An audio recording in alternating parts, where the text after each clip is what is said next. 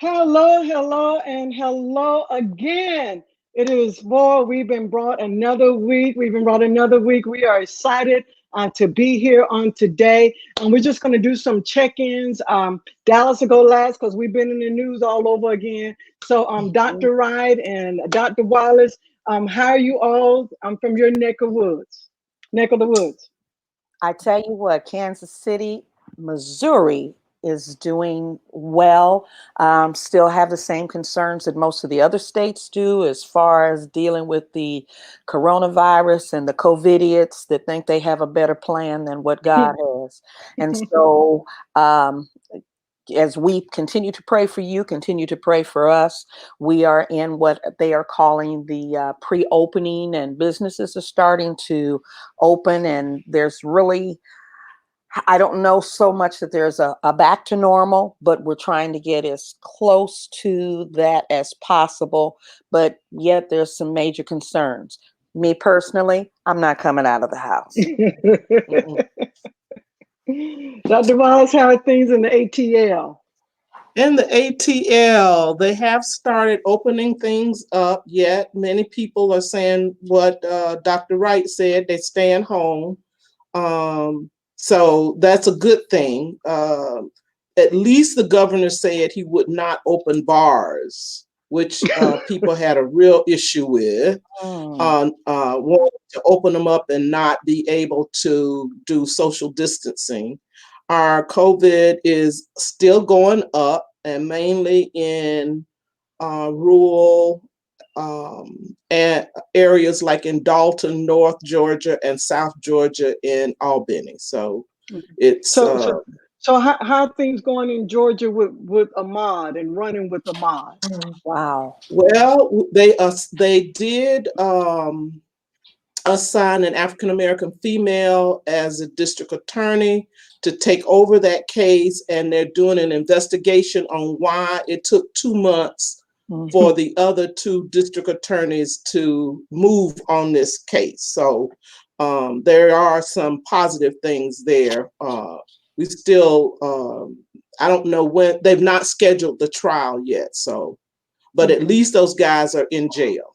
At least they got, and bond, and what we saw on the national news was that they've not received any bond. Is that correct? Any bail? That's correct. Okay, no bail amount was sent.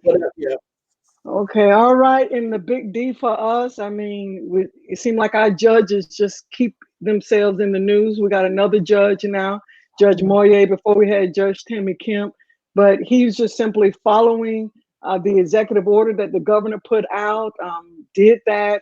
And in the process, our governor and attorney general decided to walk it back. And Wow. it's been some stuff. And Ted Cruz, wonderful Ted Cruz, flew on tax dollars all the way into Dallas so he can get his hair cut by this lady. But I'm not. If I go there, I'll stay there all day. Dr. Bradford, how's it going on your end? Yeah, it's the same thing. A lot of frustrations. Tempers are flaring because of that one very thing. You are penalized for following the rules, and which is awful. But people do what they do because they can do. Yeah. Well, Dr. Bradford, I believe we have a very special guest with us today. Would you please introduce our guest? Oh, when I tell you I'm excited today, just everything is about to change on this call, on this broadcast. I'm excited about our special guest today. We're in for a wonderfully power-packed conversation with none other than the first woman to be elected and consecrated as bishop in the African Methodist Episcopal Church, the first woman to chair the AME General Board, the founder and convener of the internationally renowned Leader Women Conference. She attended as Selah. She's the bishop of the 10th district of the AME Church in the big state of Texas. She is the national chaplain for Delta Sigma Theta Incorporated. I knew that'd get a couple of y'all. I know.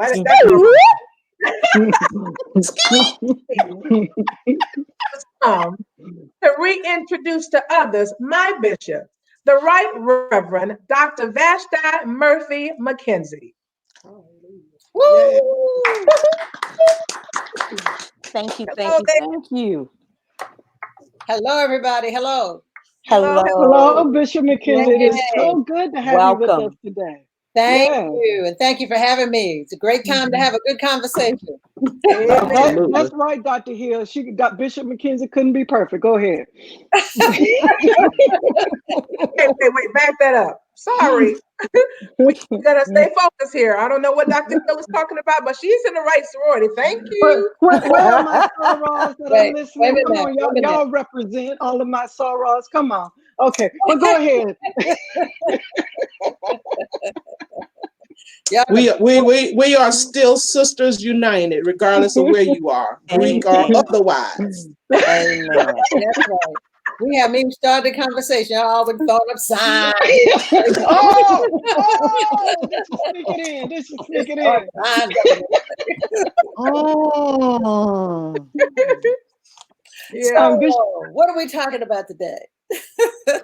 First, just kind of give us a check-in with yourself first. I know that you are used to just traveling like crazy. Your speaking engagements are always piled up. You always have something to do. Right. We know that Ceylon, you've been opening it up around the country as well. And COVID has put a halt to all of that. So what has it been like for you?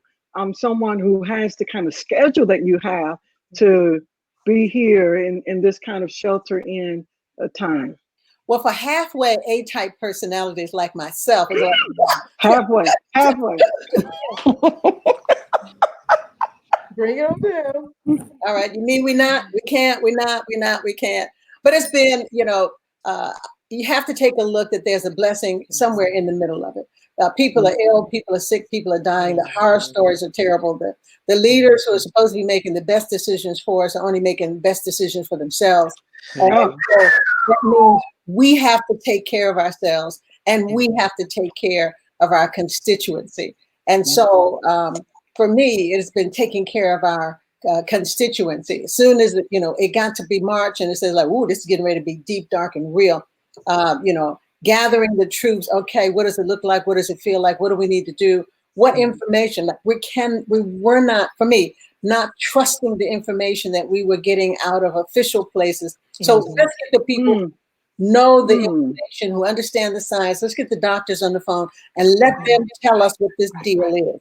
And so week after week since March, we have been convening and talking and trying to work through those issues so that we can have, my goal is not for us just to survive this thing. We want to thrive this thing. We know we're going to get through it by the grace of God.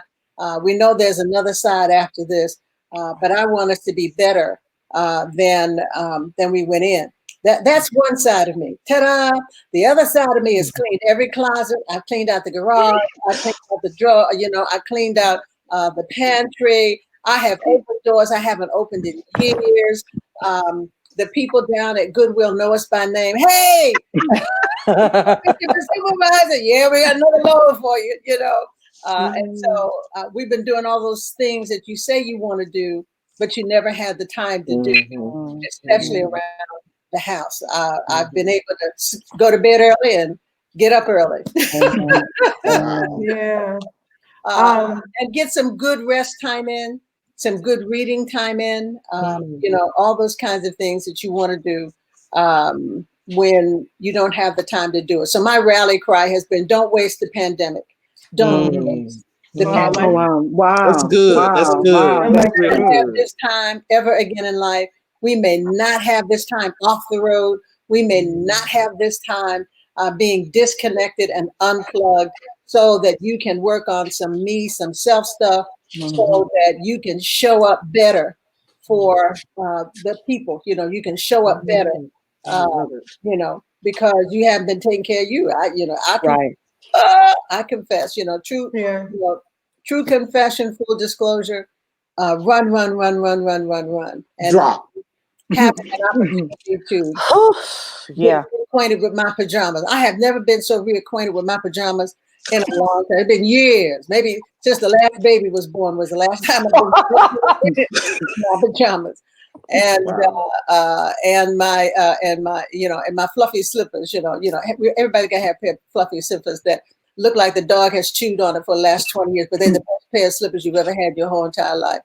And being able to do some of those things, and it's been rare. But a good friend will call and say, "Hey, what you doing? What you doing today?"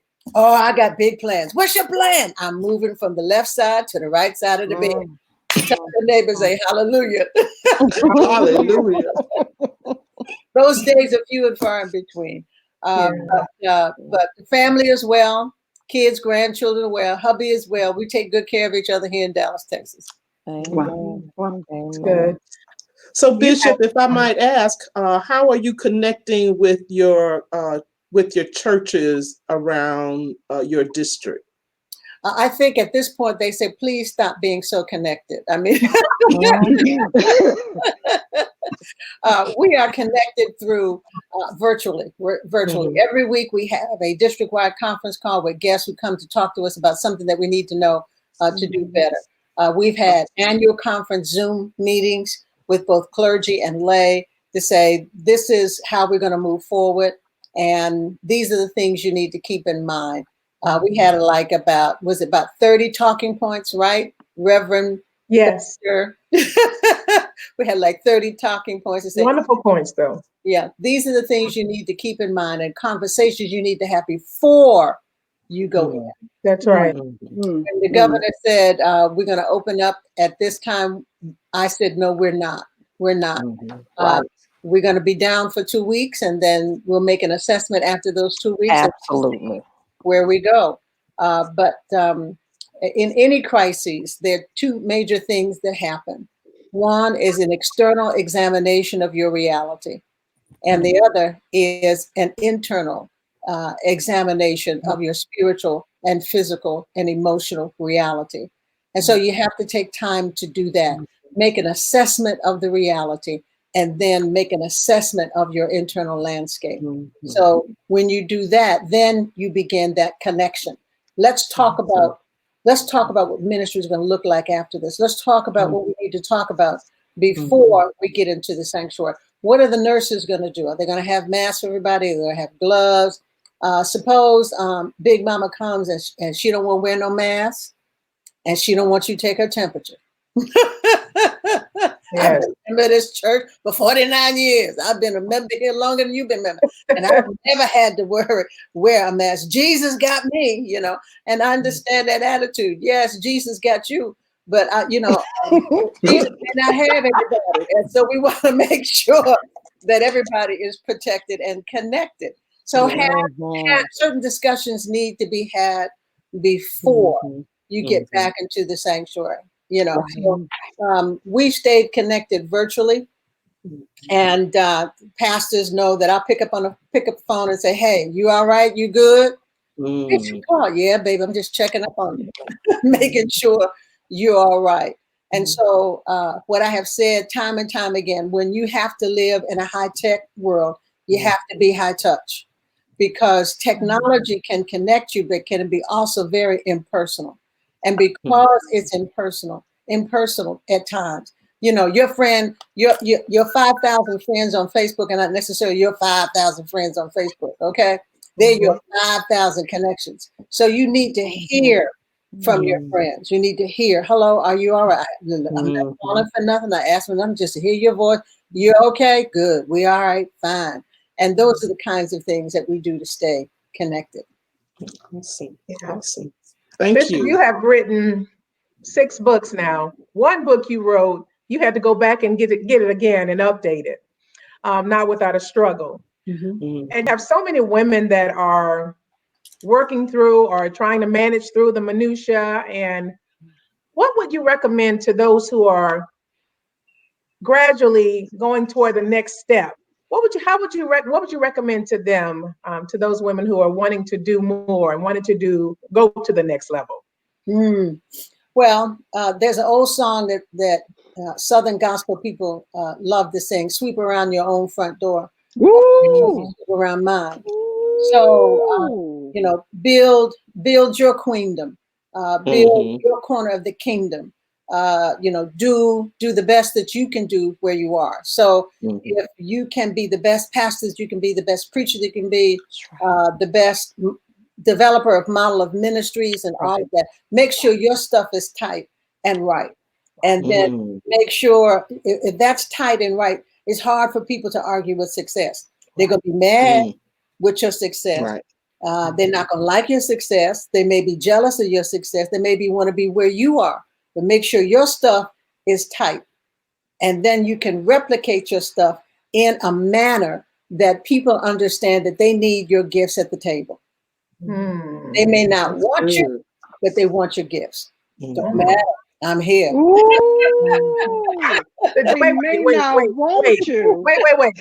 Wait a minute, say that again, Bishop. They oh, you just hit me. You just said they may not want you, but they want your gift. Yes. Wait, did y'all hear that on the line? We have all these live comments, Bishop. They may not want you, but they need your gift. Y'all need to retweet that on Watch Party, whatever you need to do. Go ahead and do it, because this is talking right here. Our Lord. For us as women, we are relational beings. You know, we're wired. You know, it's in our DNA. We cannot help ourselves. We're just wired for relationships. And what people fail to forget is that that's what church is about. It is about building relationships with people and helping people to build relationships with God, and then helping them build relationships to each other. And so it's about our relationship with God, helping the people have their relationship with God. What does that relationship mean? How does that relationship play out in ministry and in other areas of life? How do I live out this relationship? For me, in order for me to live out my faith relationship with Jesus Christ, I have to preach. People say, why are you preaching? I got you. I can't help myself. You know, even my kids, you know, we had a little family Zoom, and we were on the family Zoom. And before we ended, I said, now y'all keep in mind. And my daughter goes, here she go. And the other daughter's texting. I said, why mommy preaching? She said she can't help it. She just can't help it. And so, isn't it marvelous that God uses what we are wired for and what just comes naturally, as breathing air and drinking water, to use this in ministry, in building relationships, mending relationships, breaking relationships, repairing relationships. All of that is a part of our DNA, our makeup. And I'm just excited that God would say, yes, my sisters, we need this. Now, because of our relational base, we tend to look for the love affirmation back. Come on, y'all say amen. Amen. But it won't come. In loving this affirmation back, we tend to lead with love before respect. See, that's connected to the part where they may not want you, they may not like you, but they need what you bring. They need your gift, or they want your gift. So we'll go home and cry, they don't love me. I don't know why they don't love me. They love the former pastor. They would jump off the cliff, but they just don't love me. Baby, it ain't about you being loved. It's about them loving Jesus Christ. And they may watch yourself, Bishop. They may not love you. Come on here. But be sure they respect you. Respect you. Right. That's right. What you say? Wait a minute. Do y'all hear that? Oh my goodness. Last part. Hit that last part. I said, we looking for the love affirmation. Pastor, I love you. I love you. I love you. And we know there is a love relationship between people and their pastors. It's great relationships. And so most of the time we lead with the love, but people may never love you, but they respect you. They respect your womanhood. They respect your personhood. They respect your gifts. They respect your family. They respect you. Yeah. That's good. So they ain't going well, like, I love you, baby, that's fine. Okay. Respect me. You talk in your books, not without a struggle. And you didn't get where you are without any struggles. And we have women now that want to just lead without going through anything. That ain't happening. Exactly.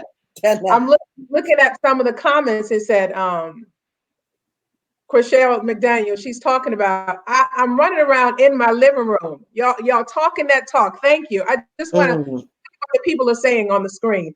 It's not about loving you. It's about loving God. That's right. And they're reiterating what you're saying. Respect. Yes.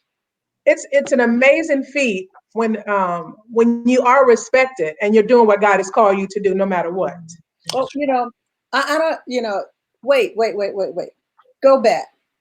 Yes. John the Baptist was a dynamic prophet. And look what happened to him. They didn't like Paul, but they did respect him in some ways. Yeah. All the other folk, had issues. They had issues and relationship issues. Barnabas and Mark and John. No, we don't want to take him because he left us the last time we wanted a mission. He can't come back. And so there were always issues with that. But wait. What happened to Mary Magdalene? Everybody know Sister Girl should have followed Judas into the circle. My Lord. My Lord. See, you stepping in it. You stepping in it. Yes, well, they're going to argue about that forever. We ain't going to get into that argument. That's all right. Yes. The next in line. My Lord. One left at the door. But they had to honor and respect that she was the first one to really preach the gospel that Jesus is alive. Wow. The women did tell the story. And in the extra canonical writings, isn't that extra? In the extra Write that down. canonical writings, the role of Mary Magdalene, the ones that didn't get put in, comes to the forefront. But I believe that she didn't stop doing the work. I believe that she didn't stop doing. She didn't stop preaching. She didn't stop being who she is. Not without a struggle. I talk about in Not Without a Struggle that everything is a pattern. And for us as Methodists, it's a process. But let's keep it in the framework of a pattern. And in order for the pattern to fit whatever the deal is, whether it's to fit your body, to fit a coat, a skirt, a jacket, if you want to leave it into that framework, or a pattern that is developed, a process that is fully developed to make something work. There has to be pieces that are of different shapes and sizes to form the whole garment of what you're trying to do. And for centuries, there was no piece that would fit the pattern for leadership in the industry. And wait, slow that down.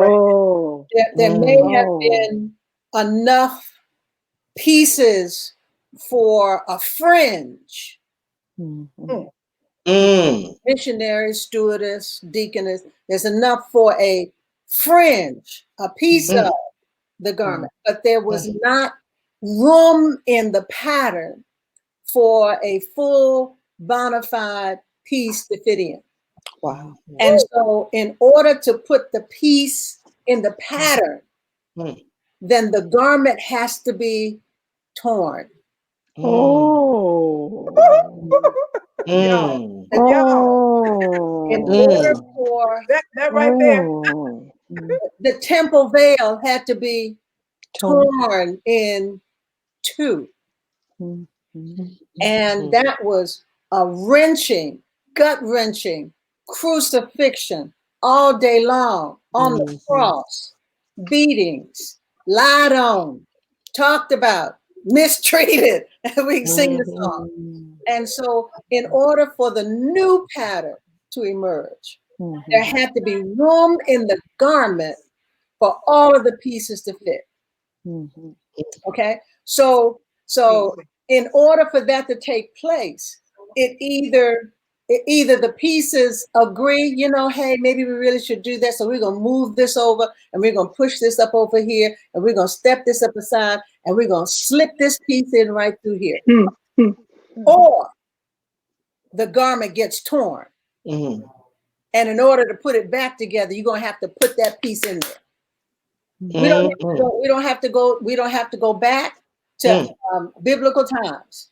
COVID-19 is ripping the fabric of the world apart.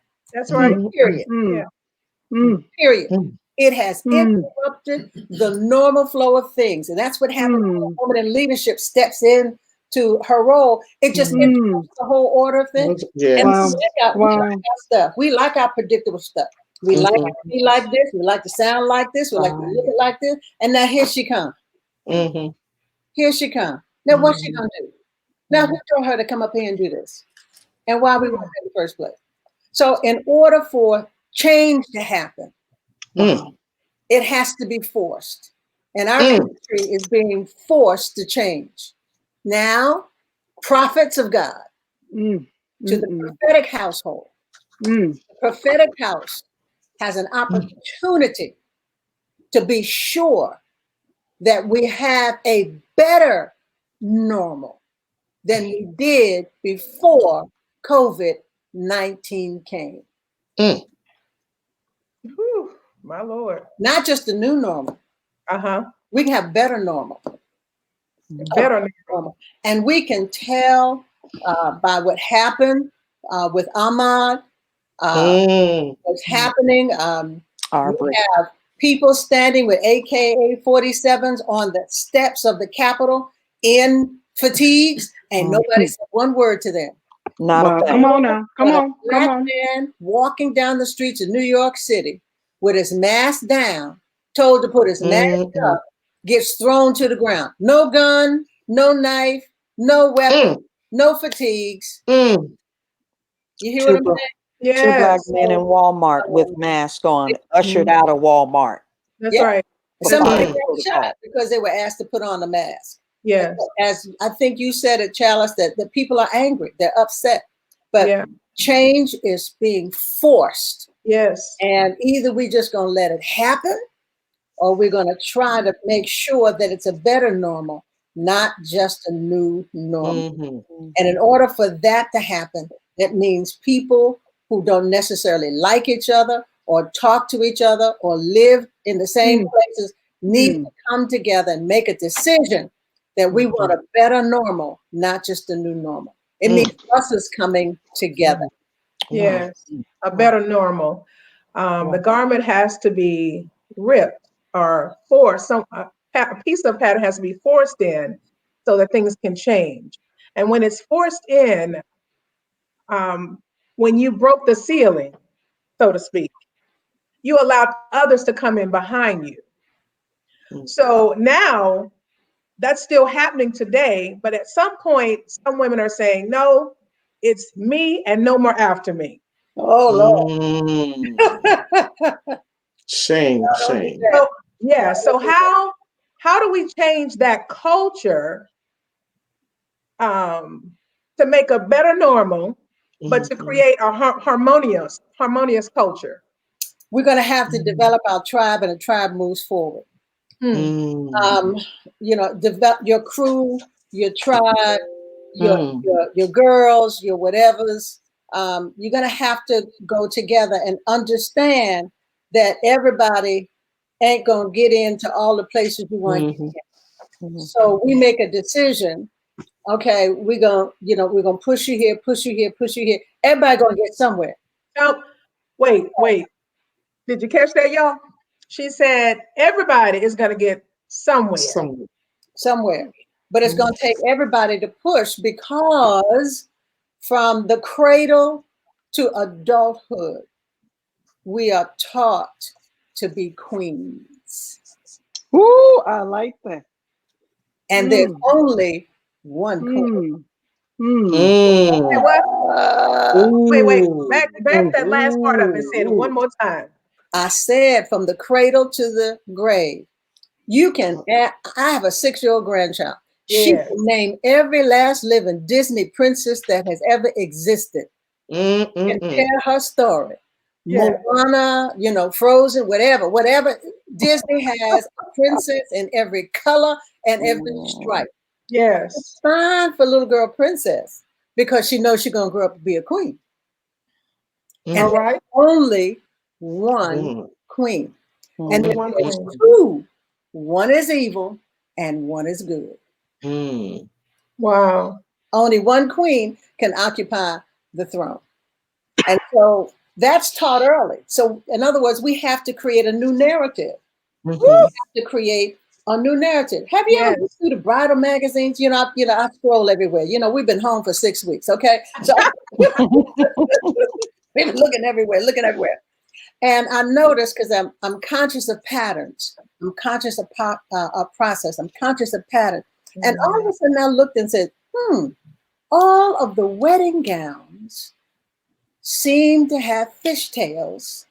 And if they're not fishtails, they're Cinderellas.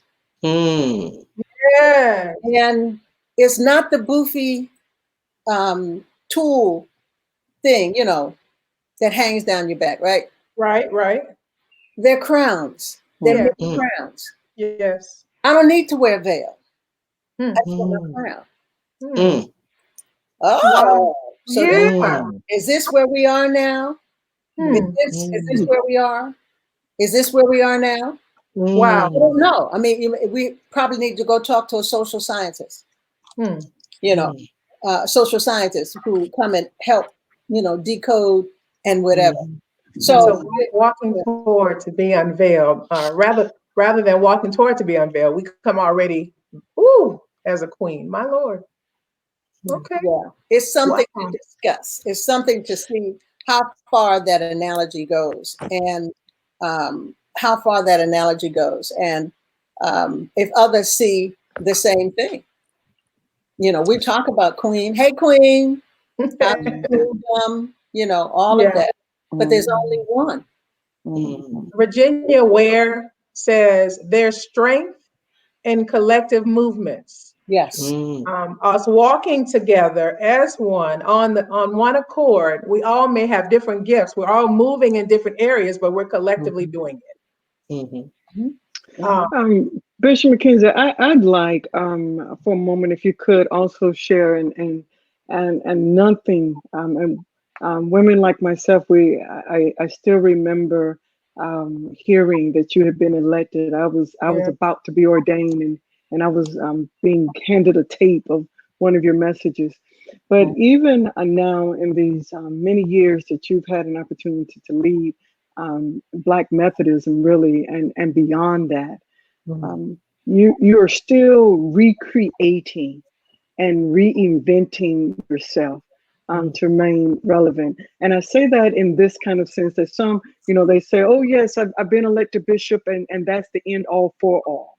But yet you've somehow managed to say, okay, yes, I've been elected bishop, but there's still more.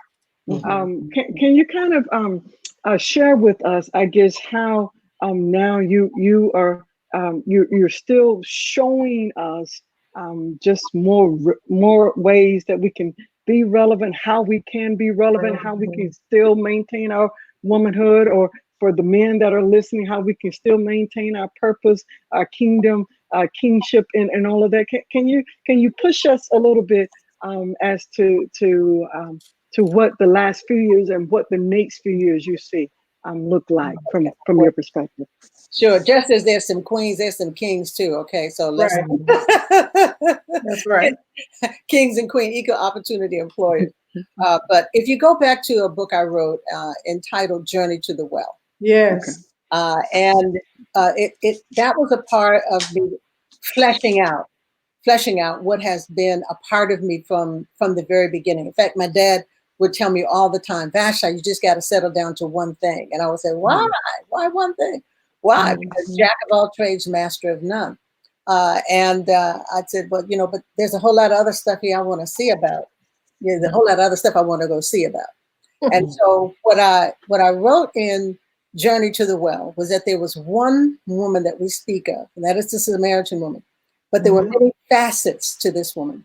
Yes. And she Please liberate, man. Please. Yes. Huh? Go ahead. Yes. In other words, she wasn't one-dimensional. Go ahead then. There were many different women who were coming to the well. And it wasn't just this one physical woman. And the problem is that we see ourselves as a Kodak moment. We see ourselves as a portrait, just a snapshot in time, without realizing that we really are a collage of many different Lord. That's good. In the book, a part of the activities in the book, I challenge women to make a collage with pieces and things that represent their various facets.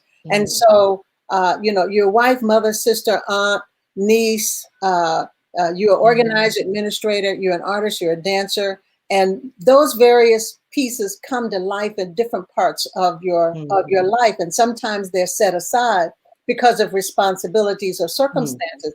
But a part of celebrating your collage is allowing these women to live. Yeah. Women to live. So what book are you reading that says this is all you can do? My God. If that is the Constitution of the United States, you can't do this, you can only do this. Where is it written down that you can't do these things? So that you cannot be an artist. You can be a preacher and you can paint beautiful and wonderful creations. You can dance. I love to dance. It took one of my first congregations to realize, he said, we just figured out, Pastor, you just love to dance. I said, yes, I do. That's like me loving to sing. Go ahead, Bishop. And so No, that's a big difference. Go ahead. When I grew up, that that at the time it was popular for little girls to do ballet. So that was where our parents sent us. They didn't, they thought little girls need to do ballet. I wanted to play baseball, but I had to do ballet. Okay, if I do ballet, can I do this too later on? Yes, good, wonderful trade-off. And so the dance is still in me, and I still love it. Chalice knows, when we're with the kids of the YPD, they hit the beat and I'm with them. Hey! Yes. Oh! Yes, ma'am. Celebrate the various women who are inside of you. It may be dance, it may be creative arts, it may be writing, it may be reading, it may be crocheting, it may be coaching a team, it may be coaching young girls. Whatever, there are many different facets inside of you. And there's a whole world out there that tells you that you can't do that. That is not possible. So Bishop, let me ask you this, and Dr. Wright, let me say one more last thing. If God gave you the gift, you already have permission to use it. Oh, thank you for yes, let me use my voice to sing. Hallelujah. And so I feel a song coming up in my throat. No. Go ahead, Bishop. Remember, your role is to sing solo that none of the rest of us sing. Come on here. I'm talking about gift. You're talking about real gifts. Real. I'm talking about real gifts. Bishop, I think you need to address how how haters hate and how you're able to move beyond that and rise up above it. Well, let me say it this way. Know thy gift, okay? Know what is not thy gift, okay? But it's not that gift. And Bishop, sometimes I mentor women who want to be chaplains. Yes. And they get turned down over and over again until their light is almost gone. So I offer to them, like you're saying, you got more than one gift. Create your own space. You may create something that no one else has ever done before, and you will be successful as Oprah. So find out what it is that you love and do what you love. And it shouldn't be just one thing. because like you say, we multifaceted. We like different things. I love bid whist. Let me that's 4 notes, 5 notes, 6 cards, you know. Like them So dominoes. you got to have more than one arsenal or arrow in your quiver. That's good. Yeah. You know, But I guess I want to though also ask this, and you know me, Dr. Wallace, and have an opportunity with you over the last couple of weeks. But some of us perhaps do have multiple gifts. But Bishop, what do you suggest to people who've been told no so very long, Yes. as that it is safe, it is okay? How do you encourage or help people be able to press through that? That's a good word. And that's what SAILA is about. SAILA Leadership Encounter for Women. SAILA is about creating a space for you to be able to explore those dreams or rediscover those gifts in a safe space where nobody's going to tell you no, not unless it's illegal. Now, we all can tell you no. But to find space to be able to bring it out in a safe environment where you can try it out, where you can where you can try it out. That's one way. It's sort of like what, you know, like Yvette Williams is exhibit 1 for our SAILA women. She's been making tea cakes on the side, you know, forever and ever. It's just, you know, wonderful family recipe, Say, hey, Yvette, we have in SAILA, you know, we're looking for gifting sponsors, you know, so we can have goodies in the bag. She said, well, I'll do the tea cakes. Well, she did the tea cakes one year. And then she came back and she did the tea cakes next year. And then I said, hey, I know we're not going to be in Dallas. We're going to be in Atlanta. And she says, you know, I'm the official tea cake of SAILA. So I have to do tea cakes for SAILA. And she did. At that SAILA, she met Pinky Cole, who has to be the hottest serial entrepreneur on the planet. The girl just walks and breathes entrepreneurial ideas. And Pinky says to her, if you can develop a vegan tea cake, Pinky had never heard of tea cake before. I said, how can you live in Georgia and not know what a tea cake is? But anyway, that's another story. But she said, if you can develop one, I'll sell it in my store. And we all just fell out like, wow. Yes. So the next year she came back, she tasted that bad boy. She says, I want to order 300 tea cakes. And, you know, after she went home and cried, you know, called her husband, cried on the phone, and then came back. And she said, okay, I got to go. I get my orders. Now, this is when I say you need your crew, your tribe, your village. Can't do it by yourself. Gotcha. Stop right here. Okay? Stop right here. You're not going to ship anything until your invoice is sent and accepted. See this woman over here? I'm going to take you over to the table. She does business, you know, entrepreneur. She's been coaching people in business, women in business for a long time. I want you to sit with her. She's going to talk to you about da. Then you see this one over here? This one manufactures. This person manufactures. And she's going to tell you, if you're going to manufacture these cookies, these are the codes and things that you're going to need to do. Wow. We want you to have all this lined up before those cookies are shipped. That's right. Before those, and she did it. She did it. She said, I got my manufacturing license. I'm so excited. I got my test kitchen set up. I'm so excited. We're getting ready to ship these cookies. Yeah. Didn't even have an invoice. That's how you help other women. Okay. Other women to flesh out their dreams. You create opportunity and you create space. Right? The second way is to give them a chance. You give them a chance, even if they fail. Right. Because the only way you know how to get better is that you know how bad you messed up. Because if you do it and it's right, you go home and say, boy, that was good. I'm going to go back to do the same thing. But if you go out and it doesn't come out quite as right, I'm going to have to do something different. I'm going to have to work on this some more. And so you give people opportunity. The third way is that when you see something, say something. You see something, you say something. I'm sitting in one of our churches And I'm, when I come, they're like, Bishop, come up on the pulpit. No, I'm gonna sit in the back. I gotta observe the pattern. And you're right. All right. I can see better from the back. Okay. So Well, I'm sitting midway. I'm sitting midway, and the choir is just singing and singing and singing and singing and singing. They singing good. I mean, they singing so good. I'm singing with them, right? Singing and saying, has like I do. I sing. No, go ahead. no. Good. Keep going, Bishop. Bishop, go ahead.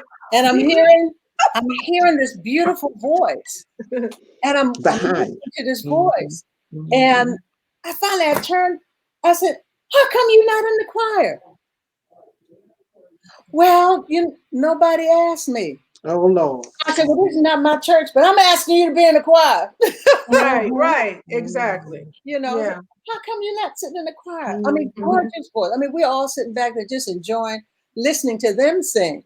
Then I have to be nosy and say, Pastor, you know who this is? Oh, yeah, I remember. You know they sing. How come they not in your choir? Yeah. Pastor, I have transportation issue. Which one of your members live near them? Wow. My Lord. My Lord. Okay. So you're going to let this wonderful gift, lead the whole congregation from the middle of the block and not trying to find a way to get them there. So the other way is that when you see something, say something. Right. Awesome. While you have just the most beautiful spirit about you, I really need you to be on the door to say hello to somebody. Yeah, that's good. Because you have a beautiful, welcoming spirit.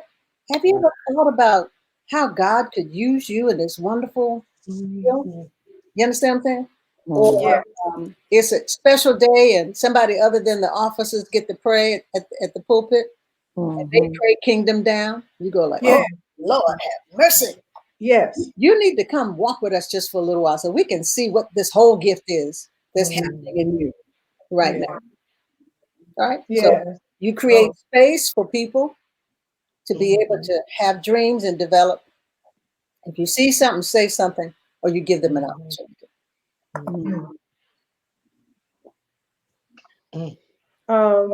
Someone Rich. It says that arts.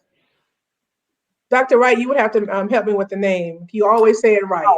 Italy Cole says another issue is that the younger generation growing up in some ministries become a threat to the older generation.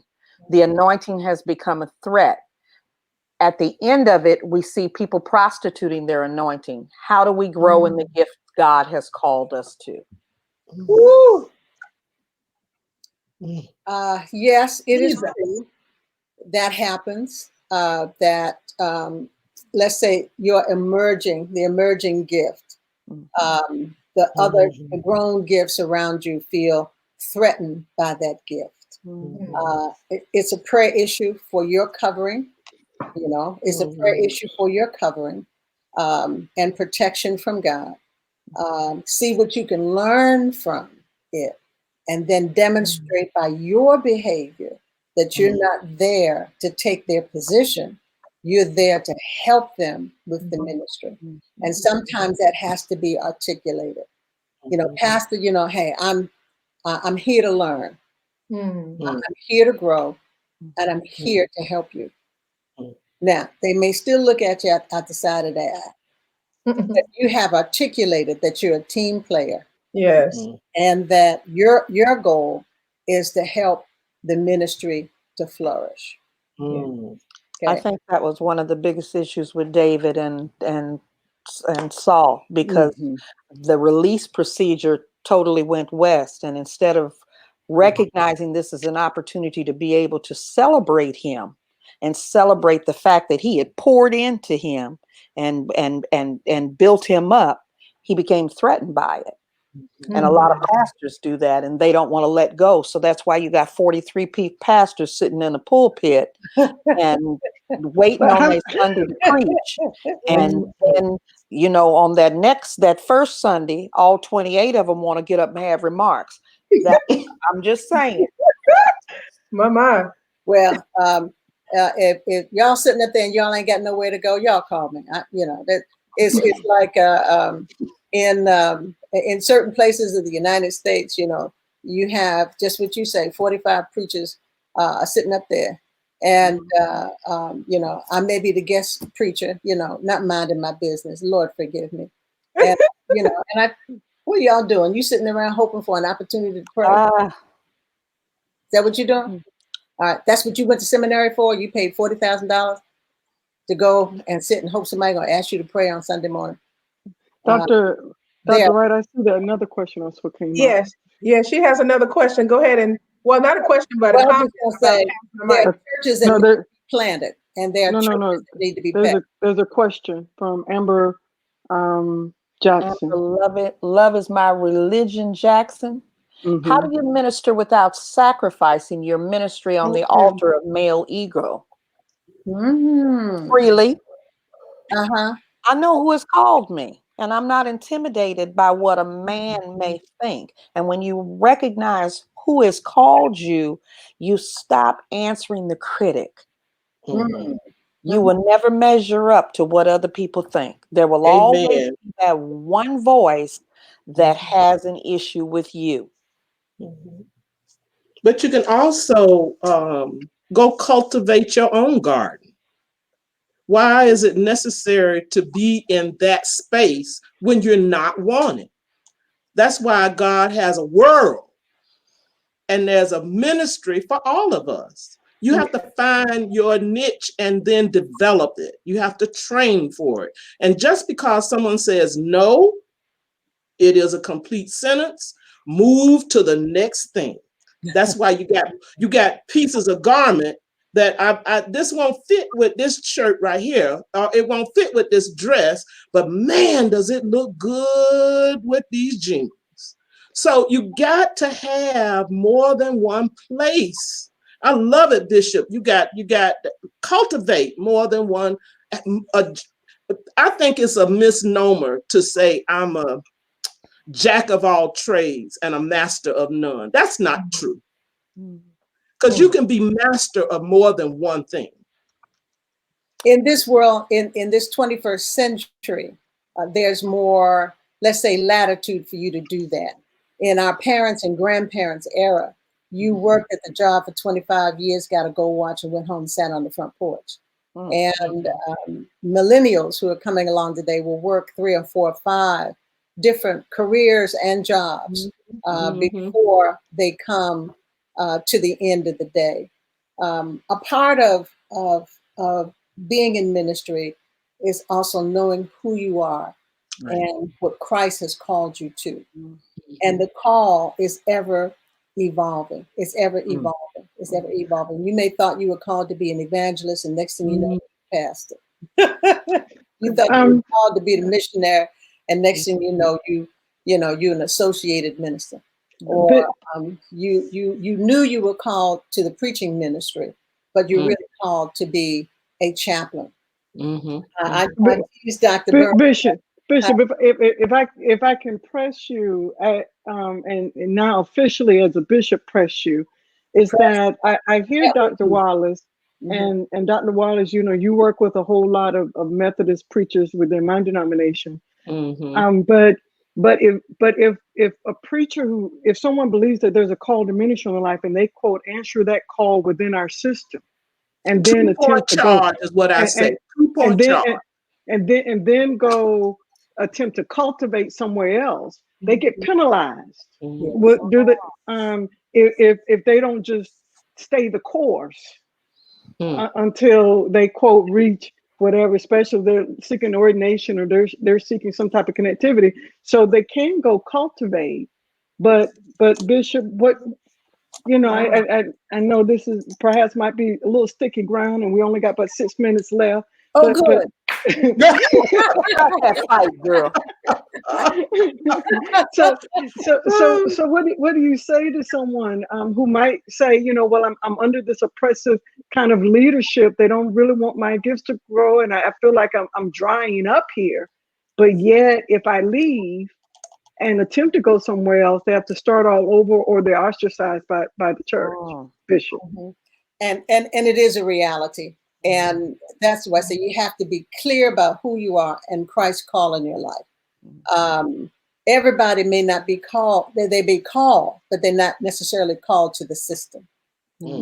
Oh. Is a process system. You know, everybody's accountable to somebody else. Everybody reports to somebody else. Even bishops report at the General Conference. So everybody is accountable. There's checks and balances. B comes after A, and C comes after B, and D comes after C. It's a step by step, and everybody doesn't work well in process. In process. So you know, like when you're in process, you know, you can go preach, but you're supposed to let your pastor know that you go preaching. And I don't need to, I don't want you to. It's called respect, though. That's just respecting the system. If I'm at odds with the system, that ain't your place. Okay, so I may not be odds with the call. Right. Oh. You see what I'm saying? But perhaps let me moan for a minute. My Lord. So you gotta be clear. You gotta be clear. Ouch. Clear. No, you gotta be clear. You gotta be clear. Now, let me say the other thing is, sometimes our processes, sometimes we are kicking against the system because of our own rebellion. Oh, that's good there. That's good. We don't have enough time. Good God Almighty. Wait, Bishop. Elder Tony Beelan Ingram just said, Bishop, why didn't you tell us this in the beginning?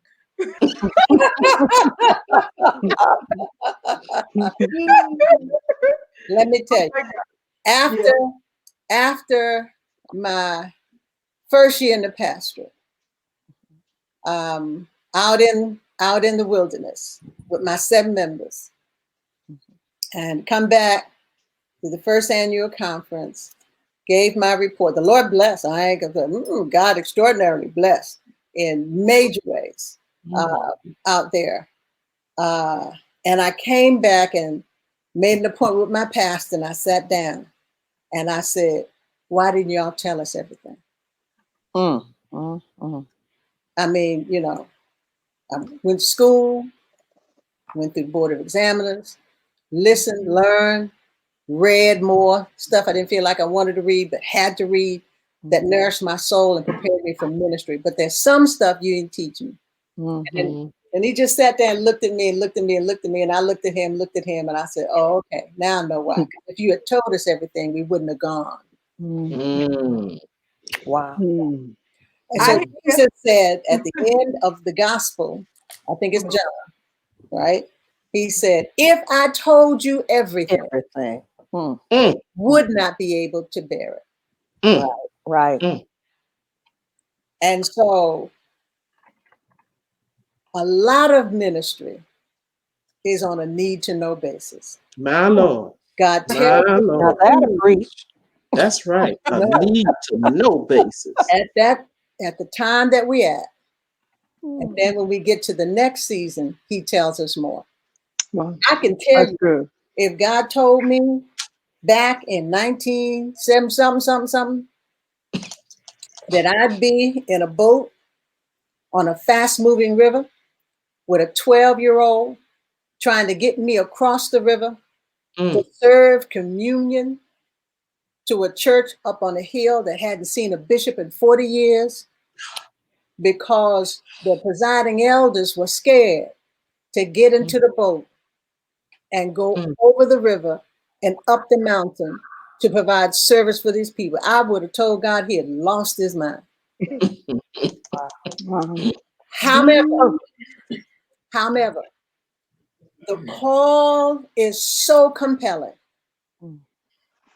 It's so compelling that you've got to do what God has called you to do, even if it means getting in the boat, going high in the Malooty Mountains, which is higher than Denver, Colorado, higher in the Malooty Mountains. Amen. Amen. To serve communion to a group of people who were looking for a man to come across the river. Wow. Well, Bishop, we're going to have to close on that statement. It's very powerful. Thank you so very much. You all that are listening, hit the heart buttons, and thank Bishop McKenzie for being with us on this week. Dr. Bradford, I think we also have a very special guest on next week. You want to go ahead and do a shout out for that?